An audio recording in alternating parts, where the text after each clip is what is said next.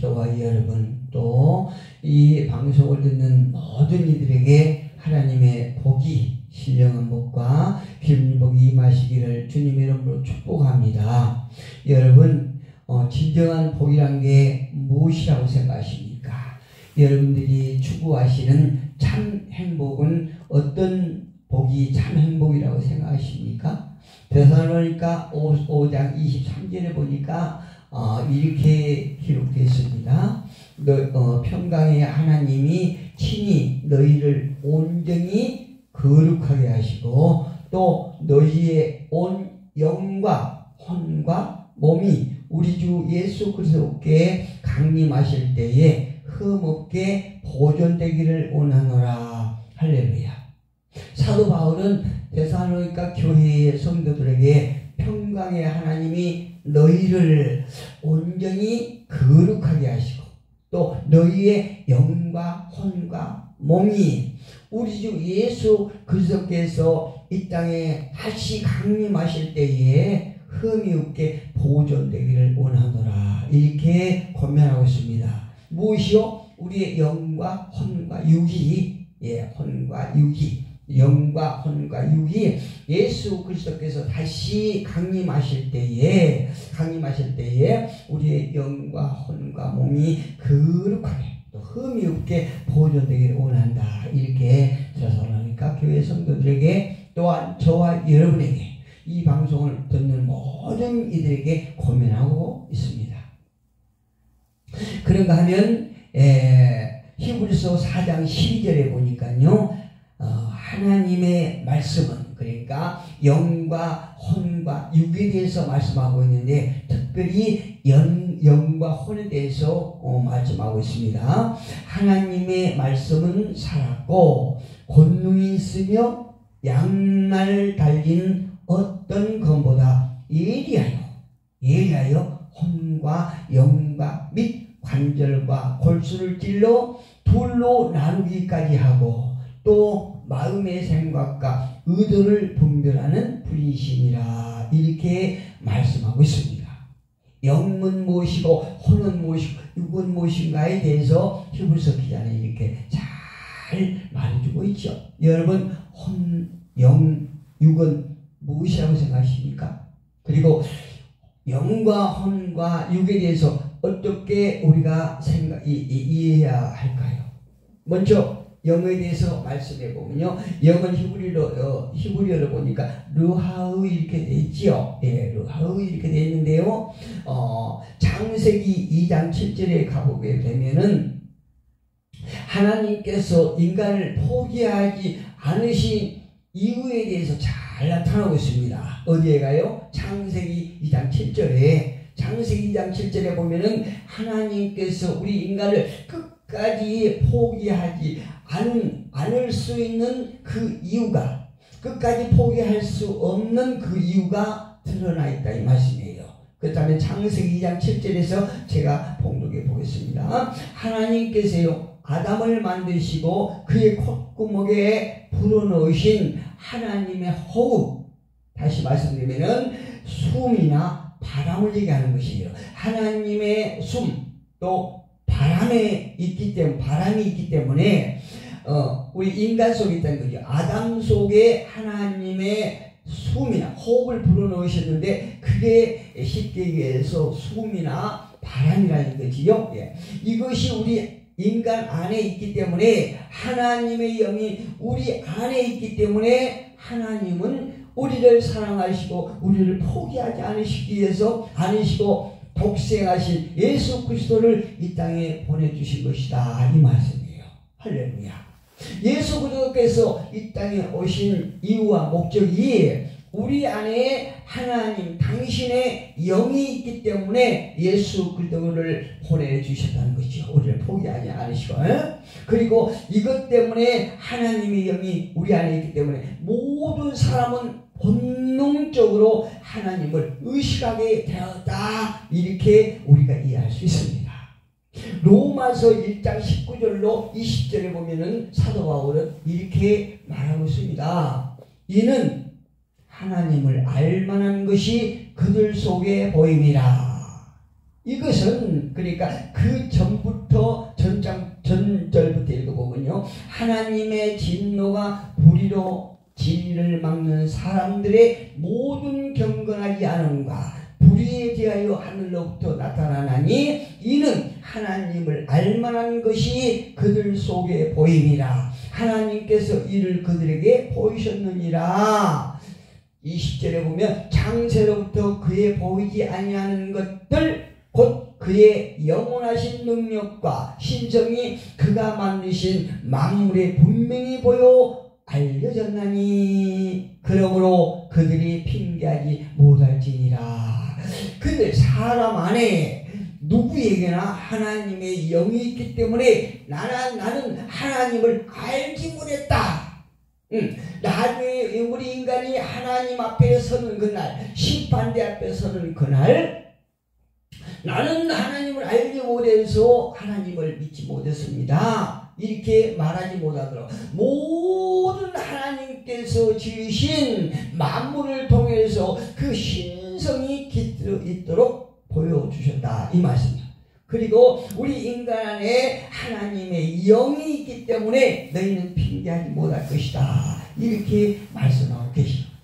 잠언 20장 27절에 보니까 하나님의 영에 대해서 이렇게 말씀하십니다. 사람의 영은 여호와의 등불이라, 이렇게 말씀해요.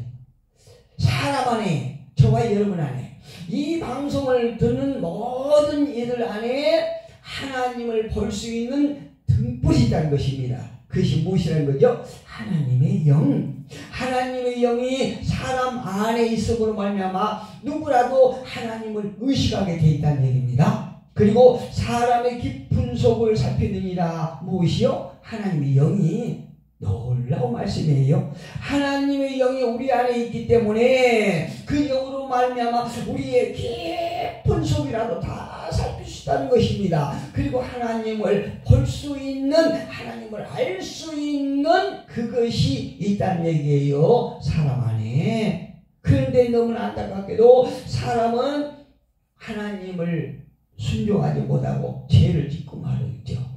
그로 인하여 모든 사람의 영은 죽은 상태가 되었다, 성경은 그렇게 말씀하고 있습니다.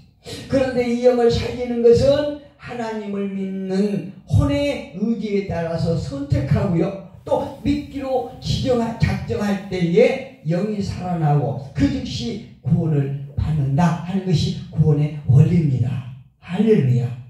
우리가 구원을 어떻게 받는다고요? 혼. 그러니까 우리 안에 영, 혼, 또 영과 혼을 감싸고 있는 몸이 있다고 말씀드렸지요. 그런데 중요한 것이 우리가 구원에 이르게 하는 영역이 어떤 영역이냐? 혼적 영역이라는 거죠. 어떻게 해요? 혼이 선택하기에 따라서 우리가 구원에 이를 수 있고 저주를 받을 수 있다는 것입니다. 그렇다면 구체적으로 혼이 하는 일은 어떤 것일까요? 그리고 혼은 어떤 기관일까요? 혼은 영어로 말하면요, soul 이렇게 말하는 거죠. soul 하면 우리가 얼핏 들었을 때에 좀 어색하기도 하고 부자연스러울 수도 있을 것입니다. 그런데 모르지만 그러나 분명한 것은 영과 혼은 분리된 것이 아니고요, 그것은 사람 자체예요. 즉 혼이 어떤 상태냐, 영이 어떤 상태냐, 그거에 따라서 그 사람의 자체를 우리는 평가할 수 있다, 이렇게 말할 수 있어요. 우리 사람이 어떤 사람을 평가하기는 굉장히 어렵습니다. 어찌 보면 불가능할 수 있죠. 그 사람 속에 있는 영과 혼의 상태를 우리가 알 수 없거든요. 그래서 우리가 말씀합니다. 10길 물속은 알아도 한 길 사람 속은 모른다, 이런 말을 하고 있지요. 그 많은 것이에요. 그런데 실제로 그 사람 안에 영의 상태, 또 혼의 상태에 따라서 그 사람의 인격 자체가 좌우되는 것입니다. 혼은요, 사람 어머니 뱃속에서 수태되는 순간 영과 함께 생성되는 기관이 혼의 그 기관이에요. 창세기 2장 7절에 보니까 여호와 하나님이 땅의 흙으로 사람을 지으시고 생기를 그 코에 불어넣으시니 영이 된지라 이렇게 말하고 있어요. 하나님께서 사람을 땅의 흙으로 사람을 지으시고 코에 사람 코에 하나님의 생기를 불어넣으시니 이것이 무엇이 됐다고요? 생영이 됐다는 거죠. 살아있는 영이 됐다는 것입니다. 사람 속에 하나님의 살아계신 그 영을 불어넣으셨는데 인간이 죄를 지음으로 말미암아 모든 이들의 영이 다 죽은 상태가 되었다는 얘기입니다. 전도서 12장 7절을 보니까 이렇게 기록됐습니다. 흙은 여전히 땅으로 돌아가고 영은 그것을 주신 누구에게로? 하나님께로 돌아가기 전에 기억하라. 귀한 말씀이죠. 흙은 여전히 땅으로. 흙이 누굽니까? 저와 여러분이에요. 이 방송을 듣는 모든 이들의 존재인 것입니다. 흙은 여전히 땅으로 돌아가고 영은 그것을 주신 하나님께로 돌아가기 전에 하나님을 생각하라는 것입니다. 예, 즉 우리가 저주의 길을 선택할 것인가 아니면 영광의 길을 선택할 것인가, 구원의 길을 선택할 것인가, 지옥의 길을 선택할 것인가 선택하라는 얘기입니다. 구약시대 가보면 구약시대 고대 히브리인들은요 생명을 주는 부분, 그러니까 다시 말씀드리는 혼이 숨 속에 있기 때문에 사람이 죽으면 숨이 끊어지고 혼도 떠난다고 믿고 있습니다. 그 예로 창세기 35장 18절에 가보니까 라헬이 자식을 낳으면서 이게 죽기 바로 전에 이렇게 말했어요. 그가 라헬이 죽게 되어 그의 혼이 떠나려 할 때에, 죽기 바로 직전에, 혼이 떠나려 할 때에 혼과 몸이 분리될 때 되기 직전입니다. 그러나 사람이 죽으면요 혼은 즉시 육과 분리되지만 결코 소멸되지는 않아요. 인간의 혼이. 어떤 사람은 죽으면 그만이지 이렇게 말하지요. 그런데 그 말은 아주 어리석은 말입니다. 사람은 혼과 육이 분리되지 않아요. 예. 그래서 혼은 사람과 인간이 가장 닮은 부분이면서 혼은 하나님과 인간, 그러니까 인간과 하나님이 가장 닮은 부분이면서 또 한 가지는 짐승과 사람을 확실하게 구분시켜주는 그런 기관이라는 거죠. 이 말을 쉽게 말씀드리면 인간은 죽으면 혼은 하나님, 그 혼을 주신 하나님께로 올라가고 땅은 육체는 흙으로 돌아가지요. 그런데 짐승은 그 죽으면은 다 땅으로 내려가는 거예요. 이게 사람하고 짐승하고 다른 얘기입니다. 그렇다면 혼은 무슨 일을 할까요? 혼이 하는 일이 있습니다. 그리고 그 기능은 무엇일까요? 혼은 지성이 있습니다. 예, 지성이 있어요. 예, 그리고 분별을 하면서 양심을 느끼는 기관입니다. 그리고 또 한 가지 중요한 기관이 있는데, 기능이 있는데, 의지가 있는 것이요.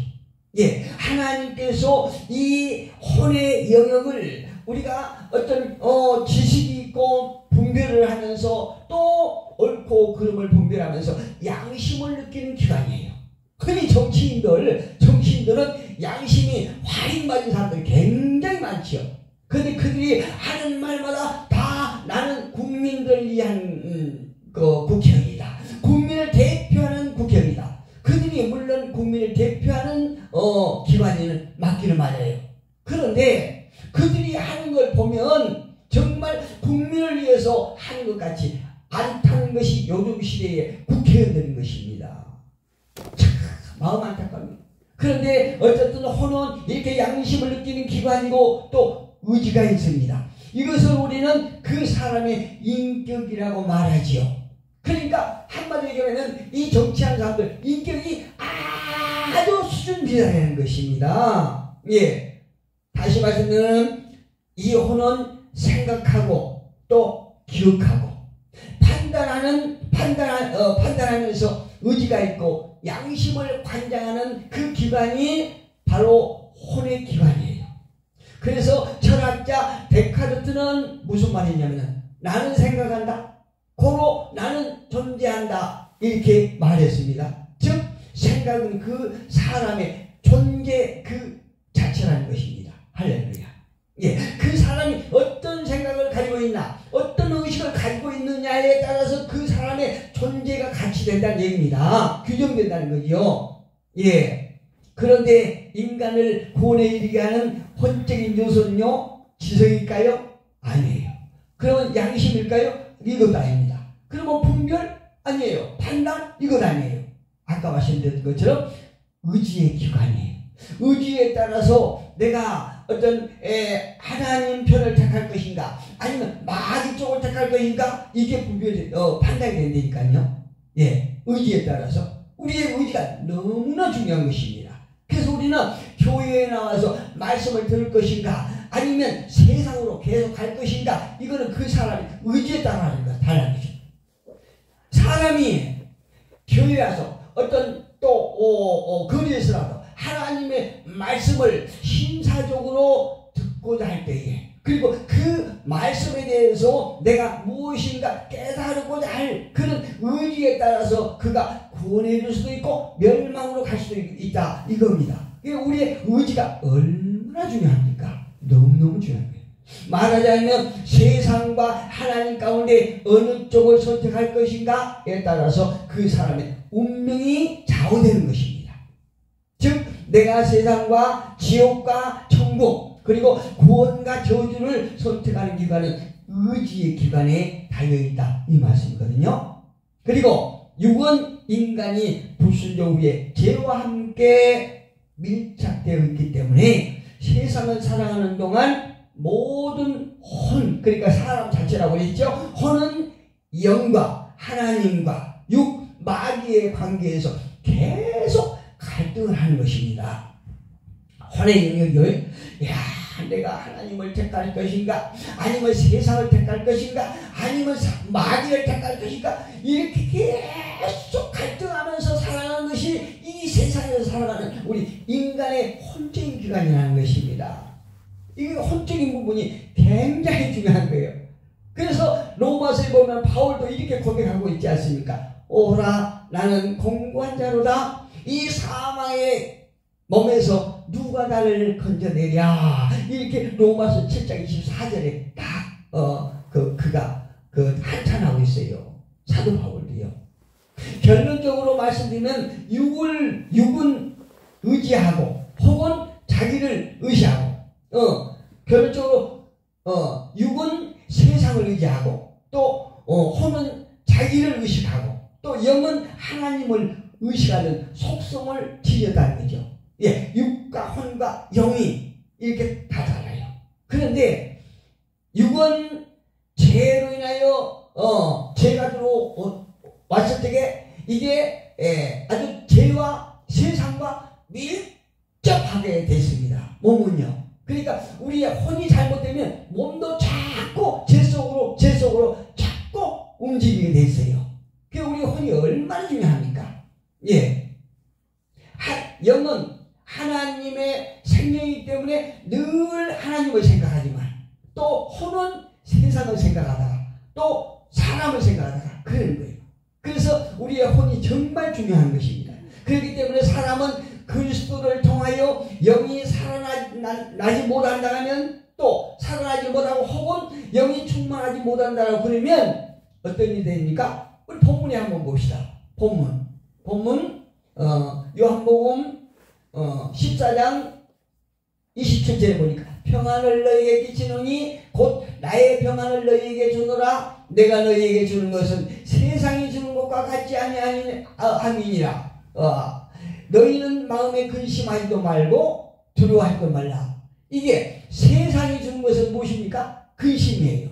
염려예요. 두려움이에요. 예, 이 세상이 주는 것과 같지 않는 것이 하나님께서 주신 평안이거든요. 평안이에요. 27절에 그렇게 말씀하시는 것이에요. 예, 그러니까 우리가 영이 하나님께서 주셨던 그 생명으로 회복되지 못했다는가 아니면 영이 회복되기는 회복되는데 충만하지 못한다고 그러면 현재의 삶 속에서 계속 염려하고 근심한다는 얘기입니다. 또 미래에 대해서 염려할 수밖에 없다는 거죠. 예, 언제요? 우리의 영이 회복되지 못하다든가 아니면 영이 충만하지 못할 때, 예, 계속 염려하고 근심할 수밖에 없다는 것입니다. 그렇다면 우리 삶 속에 진정한 평안은 무엇일까요? 여기 말씀드리면 평안이 우리에게 참 평안인데 그 진정한 평안은 무엇입니까? 진정한 행복은 무엇이라고 생각하십니까? 그리고 참 행복은 무엇이라고 생각하십니까? 이것은 계속 내가 말씀드린 것처럼 혼적인 상태가 어떻느냐에 따라서 내가 참 평안을 누리고 있고 그렇지 않고 하는 것입니다. 그러니까 혼적인 평안이야말로 진정한 복이고 참 행복이라는 얘기입니다. 예, 혼의 평안은 계좌에 잔고가 얼마였느냐, 혹은 내가 살고 있는 집이 얼마나 큰 집이고 멋진 집이냐, 아니면 내가 어떤 차를 타고 다니고 있고 또 사회적인 명예와 권력에 따라서 혼의 평안이 결정되는 것이 아닙니다. 혼적인 평안은 오직 십자가에 달리신 예수 그리스도를 믿느냐 믿지 않느냐에 달려 있는 것입니다. 시편 61편 1절에 보니까 주 여호와의 영이 내게 내리셨으니 이는 여호와께서 내게 기름을 부으사 가난한 자에게 아름다운 소식을 전하게 하려 하심이라. 나를 보내사 마음이 상한 자를 고치며 포로된 자에게 자유를 자유를 갇힌 자에게 노임을 선포하며 이렇게 기록하고 있어요. 예, 주 예수께서 예수의 영이 우리에게 내리신 이유가 무엇이라고요? 목적이 무엇이라고요? 기름을 부기 위해서, 하나님의 영을 우리에게 강력하게 해서. 그 이유가 무엇입니까? 가난에서 벗어나게. 어떤 가난? 심령의 가난. 예, 또 아름다운 소식, 복된 소식, 예수 그리스도께서 우리의 죄를 계속 가져 오신다라고 하는 그 복된 소식을 전하기 위해서. 그리고 우리의 상한 마음, 예, 죄로 말미암아 상했던 마음을 고치시고 그 죄에 억압되어 있는 포로된 억압을 자유함을 주기 위해서, 또 그 죄 가운데 갇혀있는 그 포습을 풀어주기 위해서 오셨다라고 말씀하고 계십니다.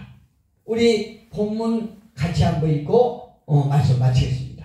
평안을 너희에게 끼치느니 곧 나의 평안을 너희에게 주노라. 할렐루야. 내가 너희에게 주는 것은 세상이 주는 것과 같지 아니함이라. 너희는 마음에 근심하지도 말고 두려워하지도 말라. 내 혼과 영과 몸이 하나님 앞에 바로 서기를 주님의 이름으로 축복합니다. 기도하겠습니다.